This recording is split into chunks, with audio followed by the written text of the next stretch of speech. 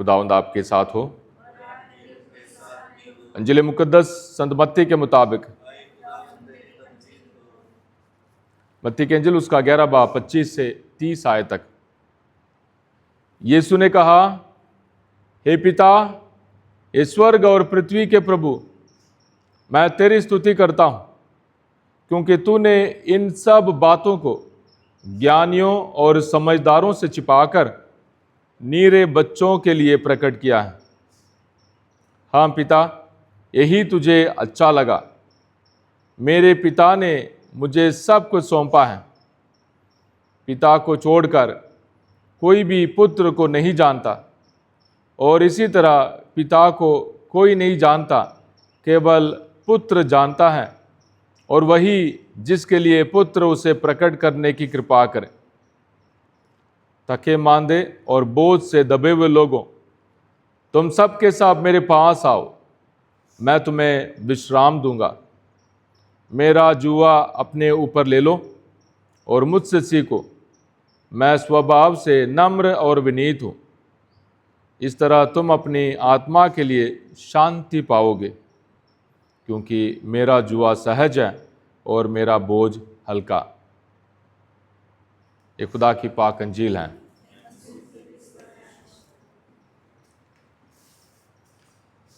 पहाड़ी प्रवचन के बाद यीशु ने अपने चेलों को खास बातें बताई,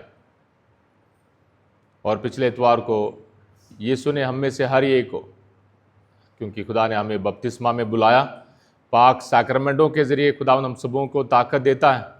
हम में से हर एक को ये कहा, अगर तुम अपने माँ बाप और भाई बहन या बेटा बेटी इन्हें मुझसे ज़्यादा प्यार करते हो तो मेरे लायक नहीं हो।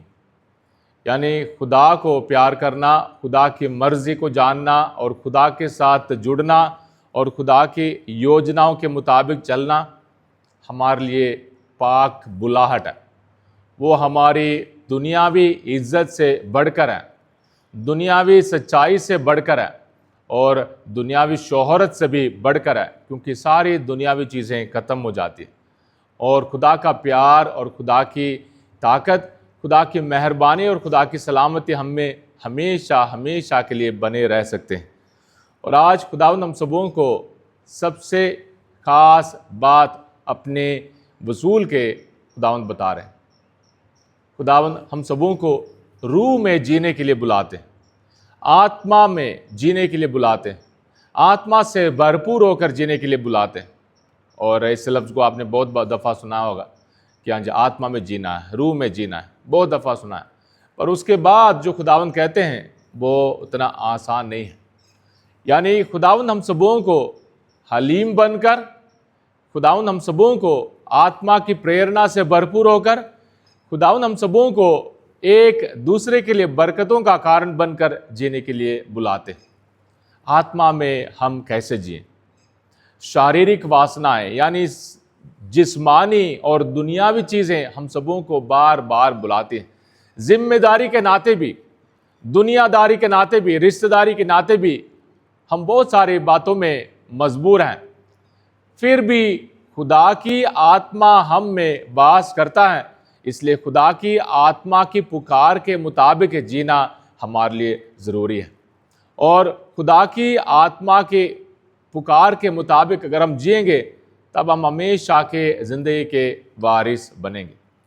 और उसके लिए सबसे पहला हुक्म है, यीशु ने हलीम बनकर और एक सेवा करने वाला बनकर, जान देने वाला बनकर हम सबों के लिए एक मिसाल पेश किया है।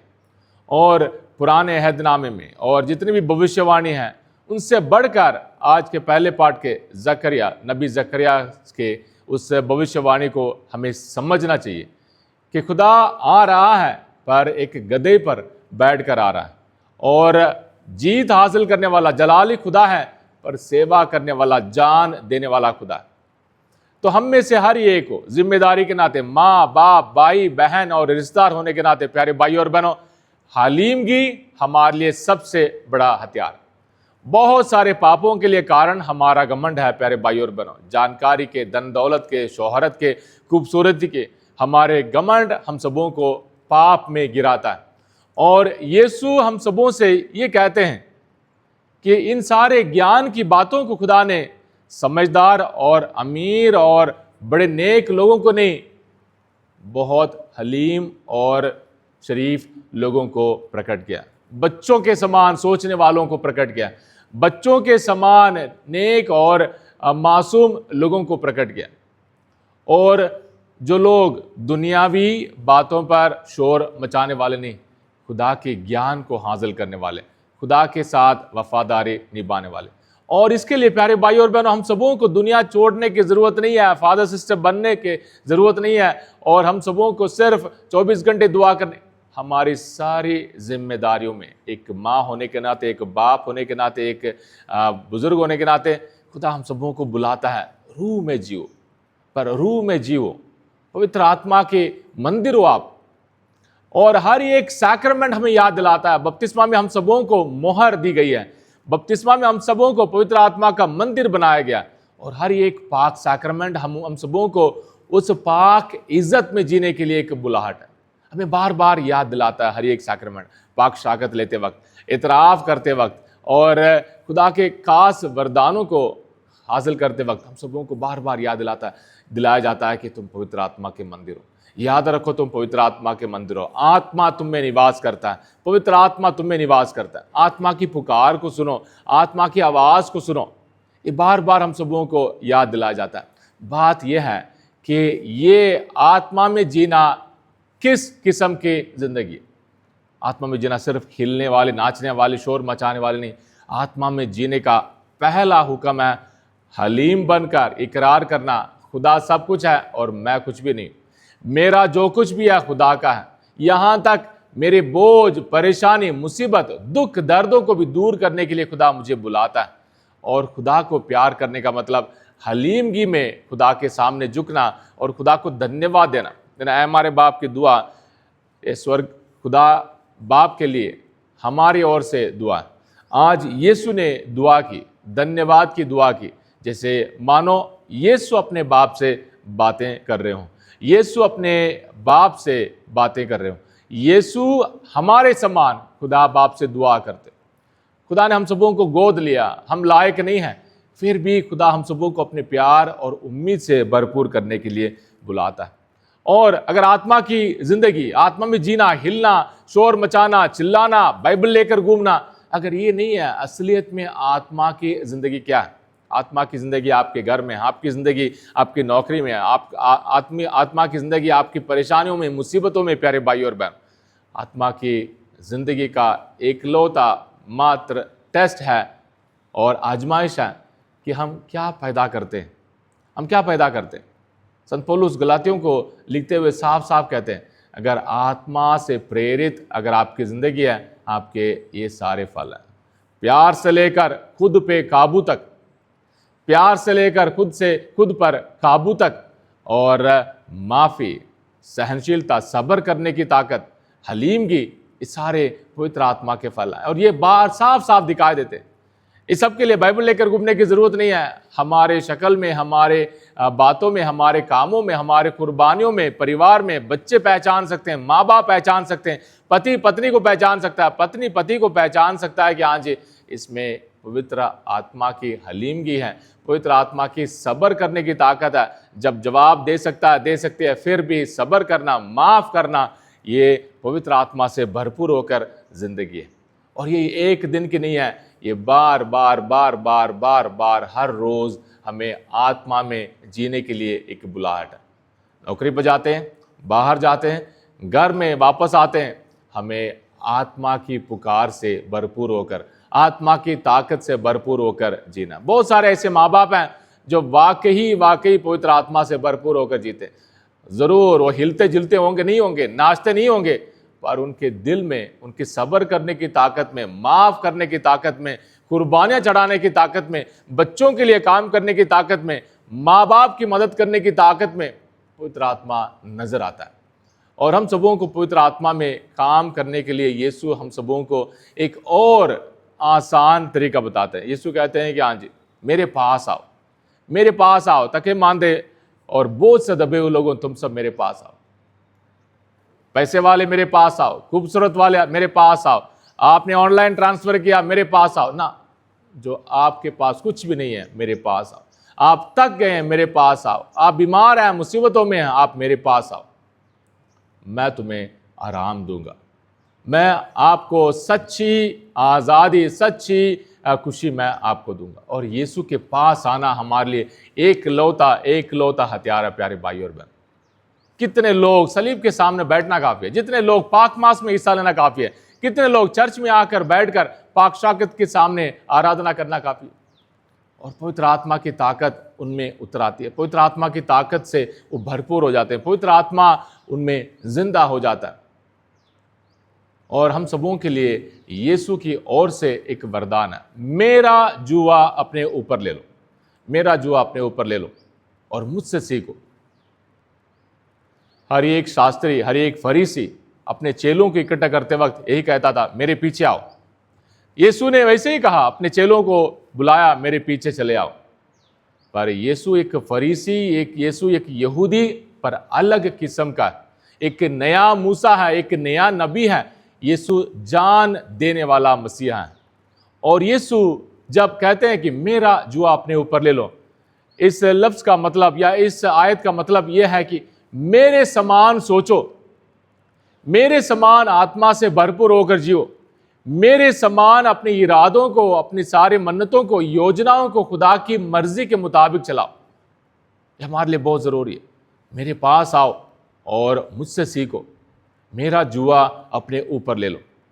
बहुत सारे लोगों ने इस बात पर कमेंट किया, इस बात पर व्याख्या किया, इस बात पर बहुत सारे लोगों ने अपने अपने विचार प्रकट किया और मुझे बहुत अच्छा लगा।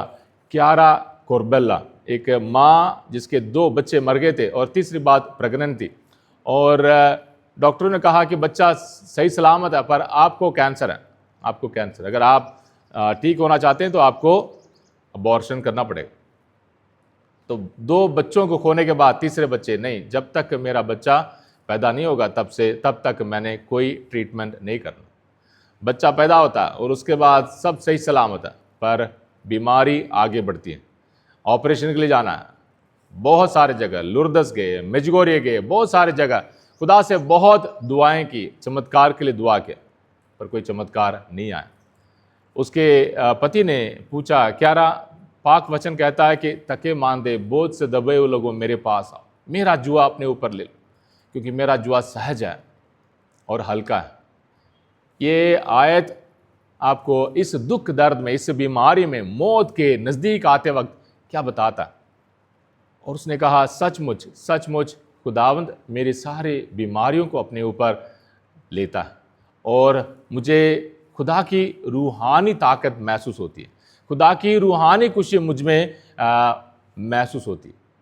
और इसको हर एक माँ बाप को, प्यारे भाई और बहनों, हर एक माँ बाप को अपने सारे दुख, दर्द, परेशानी, मुसीबत, चुनौतियों को, अपने हार और अपनी कमज़ोरियों को खुदा के हवाले करते हुए पहचानना है कि मैं खुदा के ज़रिए मस्सा किया हुआ एक पति हूँ या पत्नी हूँ, एक बंदा हूँ, एक बंदी हूँ। खुदा ने मुझे अपने पवित्र आत्मा से मस्सा किया, खुदा ने पवित्र आत्मा से भरपूर होकर जीने के लिए मुझे बुलाया।